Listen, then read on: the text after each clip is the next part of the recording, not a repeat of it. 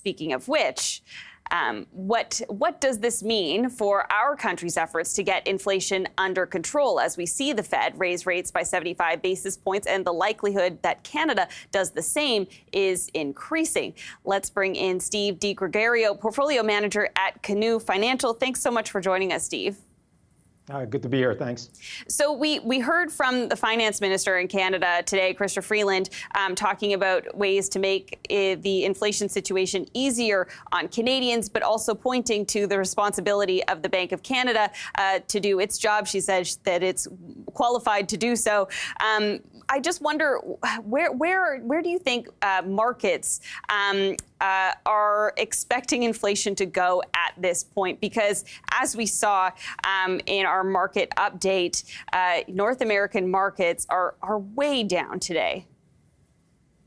Yeah, I think whether it's Minister Freeland or the Fed in the U.S., I think what we're seeing here is the realization that rates are going to be longer and higher for a prolonged period of time.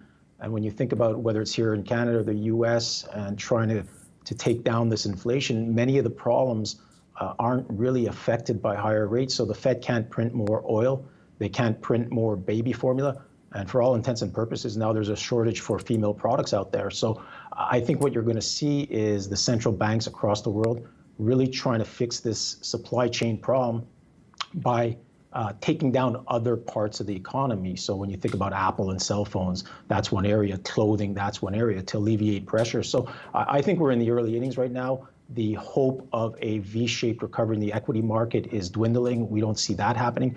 And the same for the bond market. So we think we're going to slug around here, around these levels for some time to come.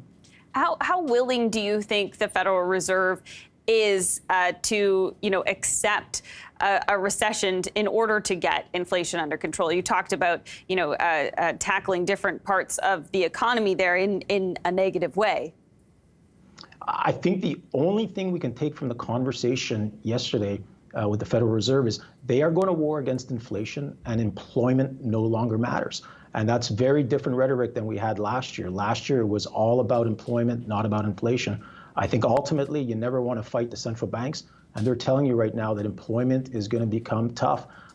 If I was a home-based employee, I'd be running back to the office right now hoping not to get laid off, because ultimately I think employment gets tough, rates go higher, and they're just going to crush demand in the short term. They have to save face, and ultimately they have to do it quickly. And we'll probably see another 75 down the pipe sooner than later.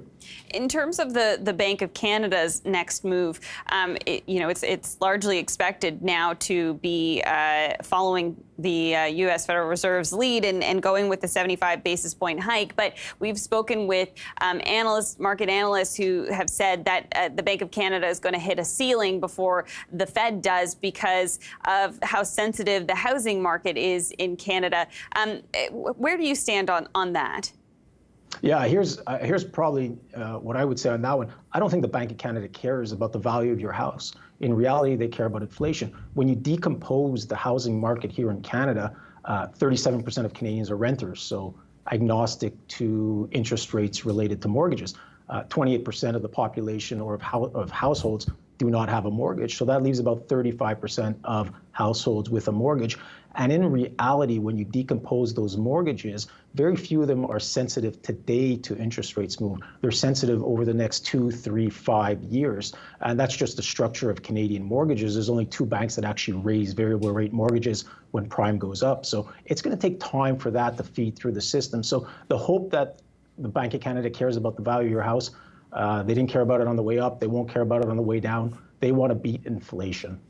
That's a really interesting breakdown in terms of the ownership there. I'm looking at markets right now. You can see the TSX there down more than 3%, the NASDAQ more than 4%, the S&P 500 also more than 3%. It's extremely volatile times. Do you see this volatility continuing? Yeah, so this is a really interesting question, and it's an interesting time also because what's been missed here are 2 things. The first is Options expiry is tomorrow, and it's actually triple witching. So I think you're seeing a little bit of added volatility today as people position for tomorrow. Tomorrow might be, and for all intents and purposes, if you can't handle volatility, you probably don't want to turn on your screens tomorrow. Tomorrow should be pretty volatile. If you look back 30 days to the last options expiry, if you think from, it was the 20th of May, the market moved about 3% from noon to 4 o'clock. I think what happened in that scenario, a lot of dealers out there were short stock based on just clients who wanted to have protection in the market. So ultimately, we might see the same thing tomorrow. Deep gamma right now, as it's called. So look for that. The other thing that I would say is we're getting close to quarter end. And given the big move here in the stock market, this makes me think quite a bit of 2019 around Christmas time. The market corrected quite a bit. Right at the last week of December, a lot of big managers, pensions came into the market and reallocated capital to the equity side. So if you're thinking about taking off risk, I think there's going to be some opportunities where we get a bounce here short term. Okay, well, what about taking on risk? When do you think that would be potentially a good idea? Yeah, that's a good question, and I think we're still far from that period. I think we're probably 1 year into 3-year cycle where this value over growth trade works. It's worked very well this year. So when we look at our value portfolio premium income at Canoe, we're pretty flat this year. Ultimately, I think that's going to work for some time to come. So I wouldn't be making any changes into growth until you see, number one, earnings estimates come down in the US. I have seen absolutely no correction on earnings or earnings estimates going forward. I was actually looking at Apple today just for fun. A little bit of contraction in the estimates this quarter and next quarter, and then none for the rest of the year. I think earnings are way too high in the S&P 500. Margins are coming in. Bottom line has to come in also. So we wouldn't make any moves until we really see the bottom down individuals start telling us we're at the bottom here. We're at the trough of earnings. We're not there by any means right now. Okay, well, of course,